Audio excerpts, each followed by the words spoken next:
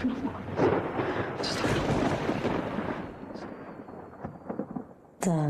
Dino, tengah waktu. Assalamualaikum warahmatullahi wabarakatuh. Terima kasih guys sudah mampir di channel saya, channel Bu Hakim, di mana channel ini akan menampilkan berbagai cerita, baik itu cerita film, cerita dari buku, ataupun kisah nyata yang pernah dialami oleh seseorang ataupun saya secara pribadi. Like, komen, dan subscribe kalian demikian berarti untuk saya untuk mengembangkan channel ini guys. Jadi tolong dibantu ya guys. Ini adalah pengalaman pertama kali bagi saya untuk berbicara di depan kamera. Jadi mungkin ada sedikit grogi dan juga kesalahan-kesalahan, mohon banyak dimaklumi. Cerita pertama yang akan saya bawakan pada saat ini itu berjudul Panggonan Wingit. Panggonan Wingit ini adalah menceritakan sebuah hotel angker yang ada di kota Semarang. Dan diperkirakan kejadian ini terjadi sekitar tahun 1970-an.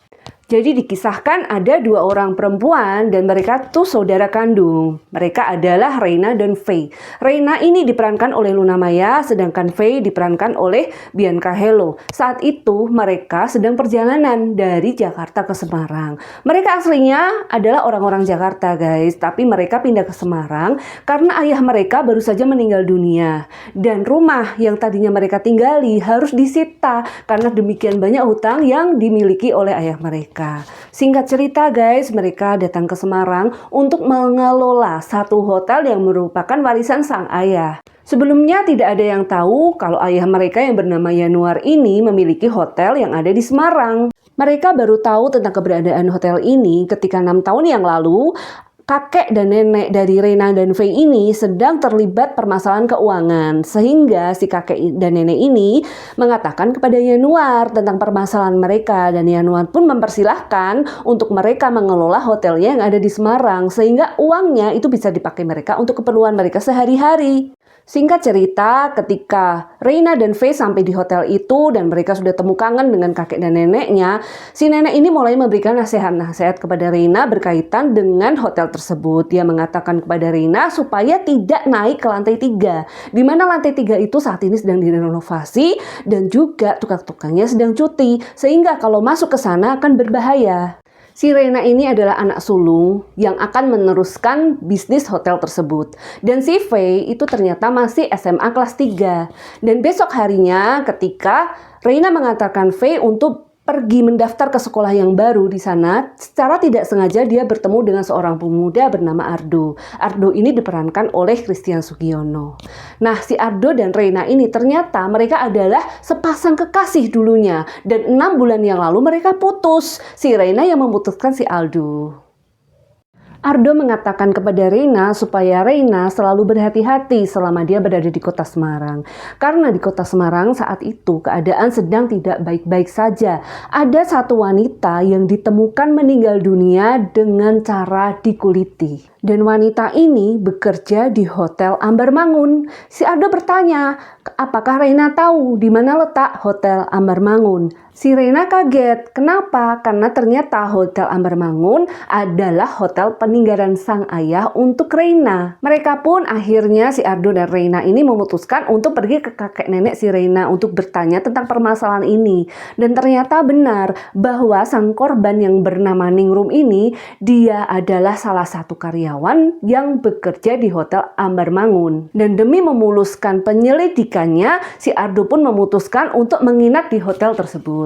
Malam harinya terlihat Reina yang sedang galau melamun di teras hotel karena sebelumnya terlibat percakapan dengan adiknya yaitu si Faye. Faye bertanya kepada Reina mengapa kok Reina nggak mau kembali saja ke Ardo untuk menjalin lagi kisah asmara mereka. Dan dari sinilah baru diketahui bahwa si Reina ini mengidap kanker rahim yang diharuskan untuk mengangkat rahimnya. Sehingga Reina ini tidak bisa punya anak dengan Ardo. Sementara Ardo yang adalah seorang duda, dia ingin menikahi Reina untuk memiliki seorang anak dan membina hubungan yang lebih serius lagi. Dan saat melamun inilah Reina itu melihat ada cahaya yang berwarna merah yang ada di jendela di lantai 3. Reina pun naik ke atas. Dia lupa akan pesan neneknya yang tidak memperbolehkan dia ataupun siapapun naik ke lantai 3. Dan ketika Reina naik, dia mulai mendengar suara-suara tangisan seorang perempuan. Reina membuka dengan paksa pintu yang sudah digembok oleh si nenek dan kakek ini. Tapi Reina tetap nekat. Dia tahu bahwa itu nggak boleh dimasukin, tapi dia tetap masukin. Dan ketika Reina membuka pintu kamar, dia melihat seorang perempuan berbaju putih, berambut panjang berwarna putih dan bermata berwarna merah. Perempuan itu berkata, "Telung dino telung wengi." Reina bingung apa artinya telung dino telung wengi. Keesokan harinya Reina pun bertanya kepada neneknya, "Nek, apa arti telung dino telung wengi?" Nenek menjawab, telung dino itu artinya 3 hari, telung wengi itu 3 malam. Lah, si nenek bertanya, "Kamu Reina naik ke atas?" Reina jawab, "Iya nek, aku naik ke atas dan aku melihat perempuan itu." Kata nenek, di atas tidak ada tamu. Tapi kenapa ada tamu seorang perempuan? Sebelum hal itu dijawab oleh sang nenek, si Faye udah keburu datang dan akhirnya Reina pun mengantarkan Faye ke sekolah. Dan ketika itu nggak lama si kakek datang. Dia mengatakan kalau polisi baru saja pulang. Ternyata polisi sudah menyelidiki hotel tersebut, guys. Dan ternyata si kakek bilang kalau orang-orang tuh sudah tahu bahwa kejadian pembunuhan itu terjadi di Hotel Ambar Mangun. Dan setelah itu kejadian heboh, guys. Semua tamu-tamu pada check out. Tamu-tamu hotel tersebut pada meninggalkan hotel satu persatu. Mereka ketakutan dengan kejadian pembunuhan di hotel itu. Reina pun tampak panik juga di sana. Dan tidak lama ada suara dering telepon di resepsionis. Si Reina ini lalu mengangkat telepon itu. Ternyata ada salah satu tamu di nomor 13 yang meminta handuk yang baru. Reina pun mengantarkan handuk itu kamar, dia ketuk-ketuk pintu dan ada suara untuk meletakkan handuk itu di atas tempat tidur. Dan ketika Reina menaruh handuk itu di atas tempat tidur, dia mendengar ada suara gemericik air yang menandakan bahwa yang menginap di situ sedang mandi. Reina pun pamit, tapi nggak lama terdengar ada suara tangisan perempuan dari dalam kamar mandi. Dan ketika Reina mendekati bertanya, "Kenapa kok menangis? Mungkin ada permasalahan atau terjadi sesuatu?" Tidak ada jawaban sama sekali. Dan Reina pun memberanikan diri untuk membuka kamar mandi tersebut. Dan ternyata kamar mandi itu kosong, guys. Tidak ada seorang pun di sana. Dan tidak ada bekas air atau bekas orang mandi. Namanya juga film, ya kan? Reina ini tidak merasa takut. Padahal kalau saya pribadi mungkin mengalami seperti Reina, pasti saya akan lari terbirit-birit saat itu juga. Reina yang hendak meninggalkan kamar itu dengan perasaan bingung, mendengar ada suara dering telepon. Dia mengangkat, lalu ada suara di dalam telepon itu yang mengatakan kalau saya tidak ada di kamar mandi, terus saya di mana? Reina bukannya takut, guys, dia malah tambah bingung. Dia lalu menelepon resepsionis, dia bertanya apakah di kamar nomor 13 itu ada tamu. Dan dari resepsionis mengatakan bahwa kamar itu kosong, tidak ada tamunya. Tidak lama kemudian ada sosok perempuan dari balik gorden. Dia mendekati Reina, meneror Reina dengan turun di bawah karpet dan memporak-porandakan isi kamar tersebut. Reina mulai merasa ketakutan saat itu dan dia pun langsung keluar dari kamar hotel. Ketika sudah ada di luar, dia bertemu dengan Ardo. Ardo menanyakan kenapa kok Reina ketakutan, tapi Reina tidak bisa menjawab apapun dan dia cuma menunjuk-nunjuk kamar tersebut. Dan ketika Ardo masuk ke dalam kamar itu, semuanya rapi seperti tidak terjadi sesuatu, guys. Dengan adanya permasalahan ini semakin menambah ketakutan para tamu dan juga karyawan. Karyawan yang ada di sana satu-satu mulai keluar, guys. Mereka resign dari pekerjaan di hotel tersebut. Lalu Ardo dan juga Reina merasa janggal dengan kejadian ini. Mereka menanyakan siapa perempuan itu, kenapa harus ada kejadian-kejadian seperti ini, apa yang terjadi dengan hotel ini. Akhirnya mereka menanyakan kepada kakek dan nenek dari Reina ini, karena menurut mereka kakek dan nenek inilah yang mengetahui semuanya. Dan akhirnya benar, kakek dan nenek ini pun mengatakan kepada Reina dan juga Ardo tentang permasalahan yang terjadi di hotel ini dan siapa perempuan itu. Dan ternyata perempuan itu bukanlah manusia, dia adalah penunggu, dia adalah setan di tempat itu. Yang lalu saat pertama kali mereka datang ke hotel itu sangat kotor dan sangat tidak layak untuk dihuni. Jadi mereka memanggil beberapa tukang untuk membersihkan hotel tersebut. Ada satu tukang listrik yang yang sedang membenahi listrik yang ada di lantai 3 pun juga sama. Dia masuk ke dalam kamar itu, bertemu dengan perempuan itu dan mengalami nasib yang sama. Meninggal 3 hari setelah dia masuk dan bertemu dengan wanita itu. Lalu kakek dan nenek ini pernah bertemu dengan seorang dukun yang bernama Ki Danang. Ki Danang ini pernah mereka bawa untuk ke hotel tersebut untuk melihat dan mengusir setan yang ada di sana. Tapi ternyata Ki Danang ini bilang bahwa ini adalah panggonan wingit, ini adalah tempat angker. Tidak ada yang bisa untuk mengusirnya, termasuk Ki Danang juga. Akhirnya Ki Danang menyuruh kakek dan nenek ini untuk menutup lantai 3. Jadi jangan ada seorang pun yang naik ke atas. Setelah kejadian itu tidak pernah ada kejadian apapun. Sampai kejadian kematian Ningrum beberapa hari yang lalu. Ada kejadian juga, ternyata Faye itu juga diganggu. Dia diganggu waktu Faye ini berada di sekolah. Dia disuruh oleh gurunya untuk datang ke gudang biologi untuk mencari barang-barang yang diperlukan. Tapi ternyata ketika Faye berada di gudang itu, dia pun diteror oleh wanita yang sama. Dia pun ketakutan dan ketika pulang ke rumah, dia menceritakan semuanya kepada kakaknya. Lah kakaknya ini heran, kenapa kok Faye juga ikut diganggu? Lalu kakaknya ini bertanya, apakah Faye juga pernah naik ke lantai 3?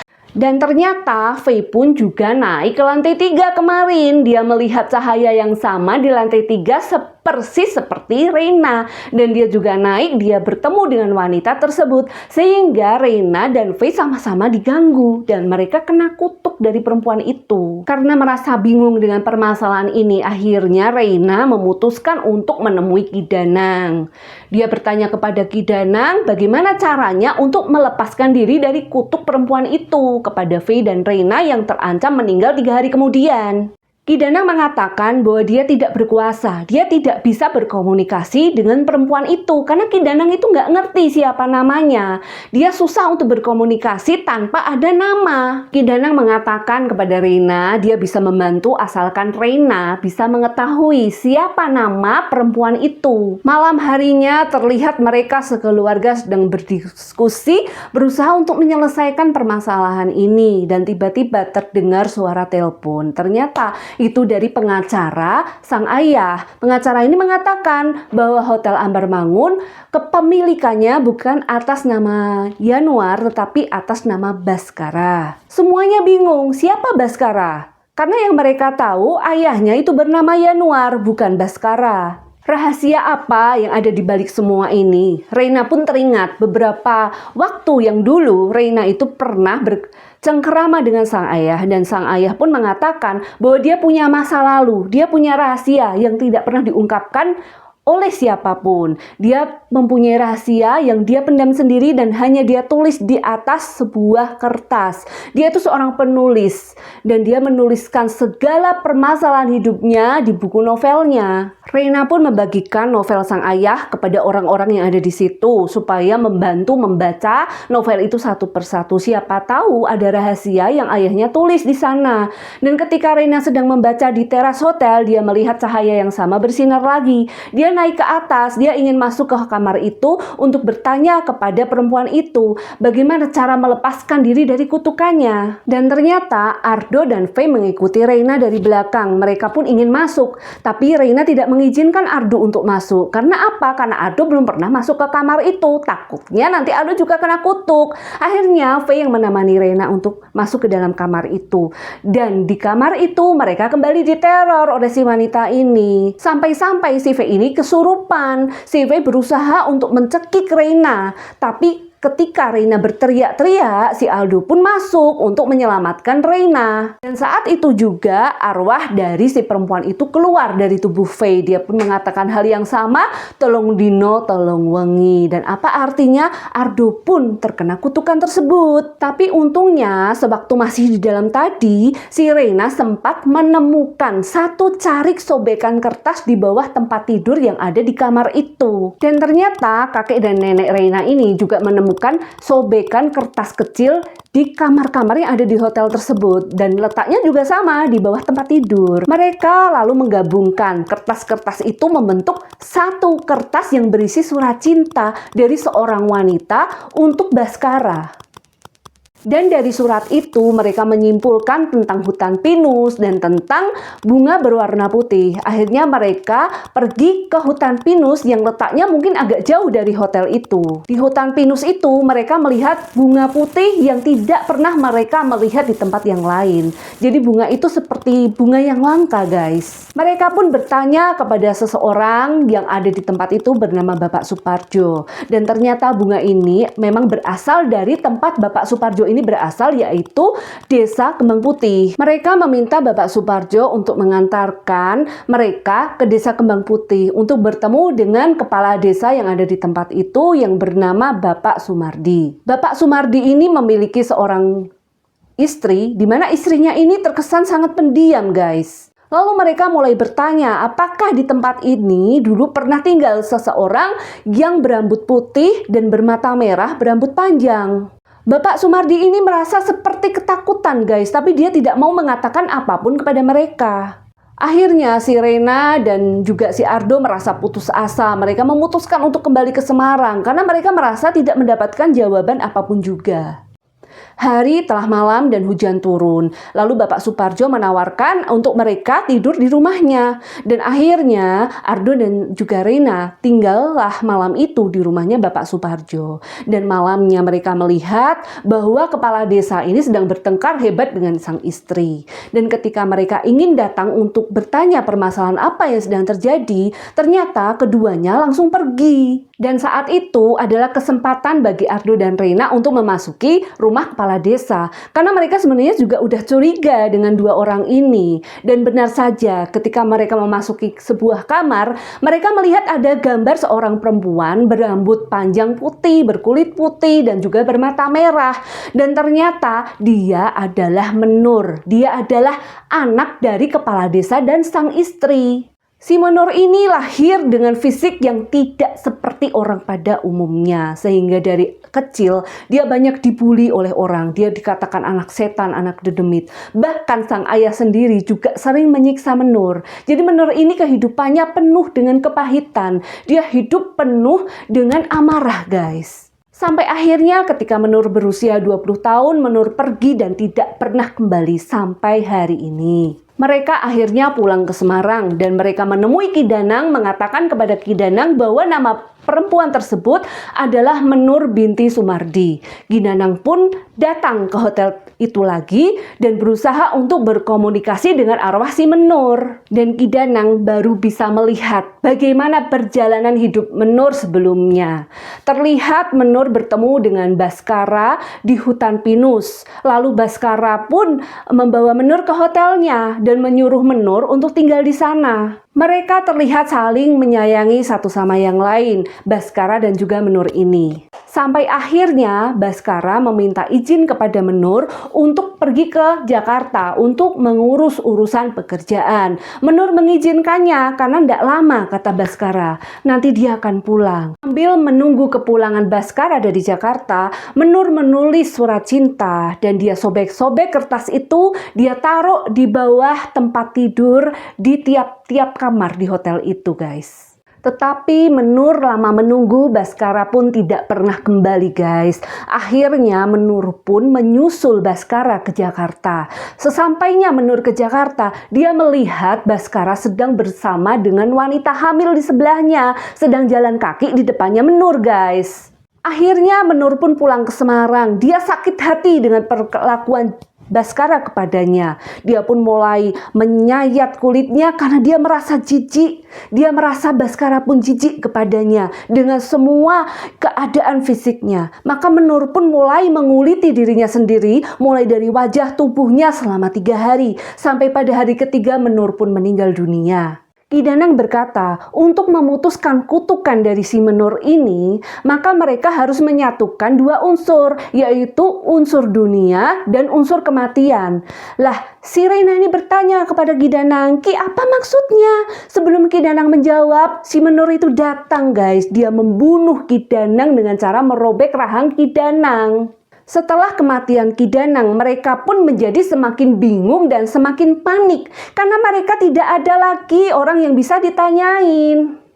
Dan secara tidak sengaja, Faye menemukan sebuah kardus yang berisi barang-barang peninggalan ayah mereka di bawah tempat tidur Faye. Nah, setelah dibongkar, ternyata kardus ini berisi sebuah cincin dan kotaknya, dan juga ada surat-surat milik sang ayah. Dan ketika dibaca, barulah mereka mengetahui ternyata apa yang terjadi sama si Baskara ini dan juga sama si Menur ini. Baskara menulis bahwa dia pergi ke Jakarta sebenarnya bukan masalah pekerjaan, tetapi Baskara ke Jakarta untuk membeli cincin untuk melamar Menur, dan cincin ini berbentuk bunga seperti yang Menur sukai. Tapi ketika Baskara keluar dari toko perhiasan itu, secara tidak sengaja ada sepasang suami istri yang menabraknya, dan Baskara dinyatakan amnesia setelah kejadian itu. Dia lupa semuanya, bahkan dia lupa namanya, dia melupakan Menur, melupakan masa lalunya, melupakan hotelnya. Lalu pasangan suami istri ini akhirnya mengangkat si Baskara menjadi anaknya. Karena Pasutri ini mengatakan bahwa anak mereka yang bernama Yanuar itu sangat mirip sama Baskara, dan Yanuar itu telah meninggal. Akhirnya si Baskara ini tinggal di Jakarta dan menjadi seorang Yanuar. Nah, si Yanuar ini akhirnya menikah dengan seorang wanita, dan wanita yang dinikahinya adalah mama dari Reina dan juga Faye. Saat kelahiran Reina, Baskara pun mulai memperoleh ingatannya kembali. Dia mulai mengingat Menur, dia mulai mengingat masa lalunya. Dia mengingat bahwa dia mempunyai hotel di Semarang. Dan saat itu juga si Baskara ini memutuskan untuk pulang ke Semarang. Ketika dia sampai di hotel, dia mencari Menur. Dia mencari pujaan hatinya. Dia ingin meminta maaf kepada Menur. Tapi apa yang terjadi? Ternyata Menur sudah meninggal dalam keadaan yang sangat mengerikan. Baskara ini merasa sangat menyesal. Dia menyesal kenapa tidak mau ngomong semuanya sama Menur dari awal, bahwa Baskara ini cinta sama Menur, dan bahwa Baskara ini mempunyai niatan untuk melamar Menur dan menikahi Menur. Tapi semuanya sudah terlambat. Menur sudah meninggal, dan akhirnya Baskara memutuskan untuk memakamkan Menur di belakang hotel tersebut. Ada lorong, dan itu di bawahnya, di tanah bawah lorong tersebut. Baskara menandai makam Menur dengan mengukir sebuah bunga sama persis dengan yang ada di cincin lamaran itu.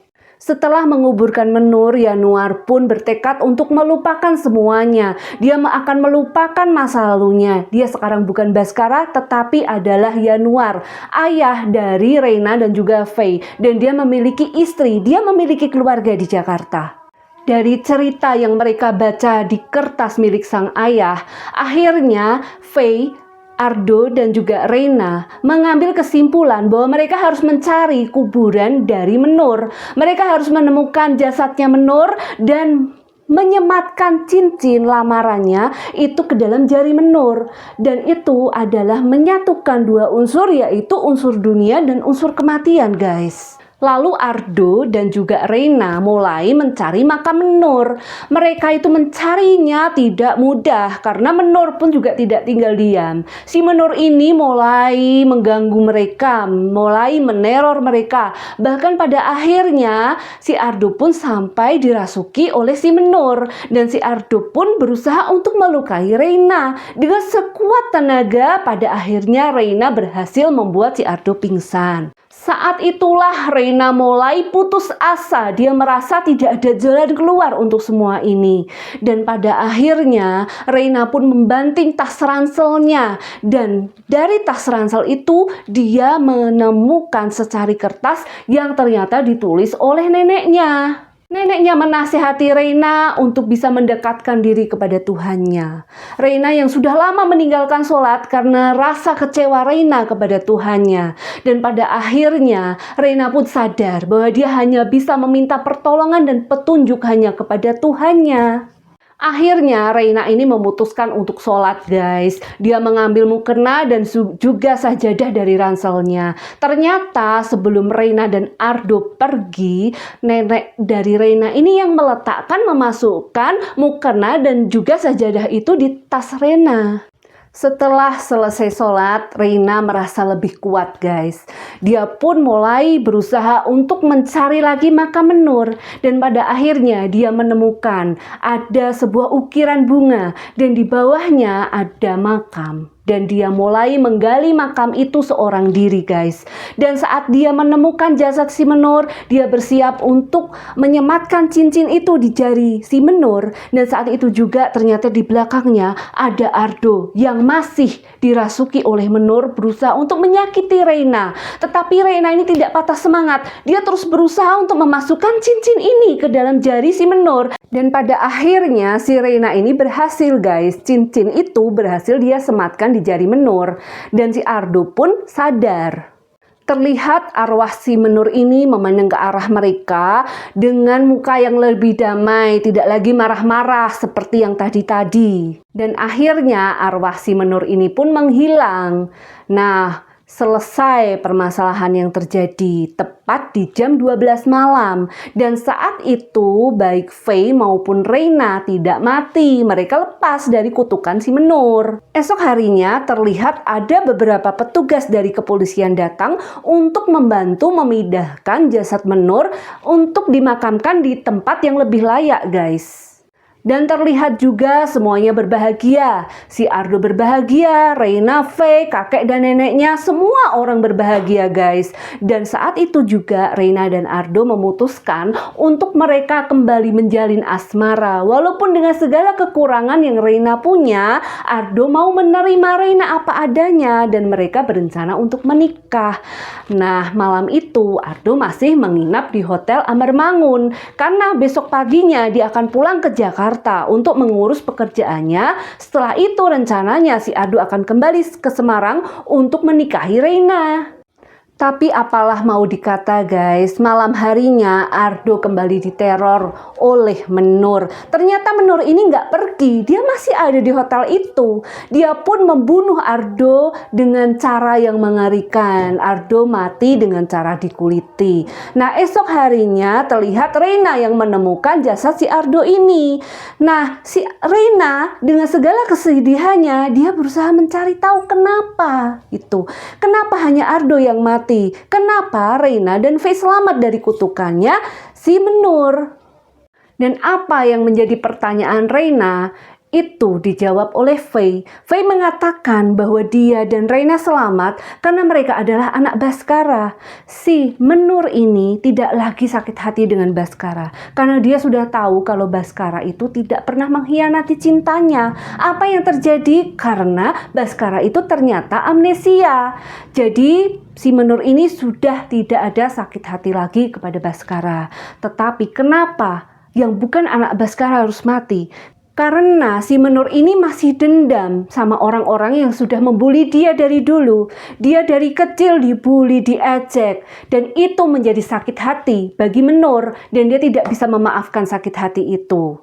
Nah guys, dari cerita ini banyak hal yang bisa kita dapatkan. Apapun yang terjadi, jangan pernah membuli seseorang.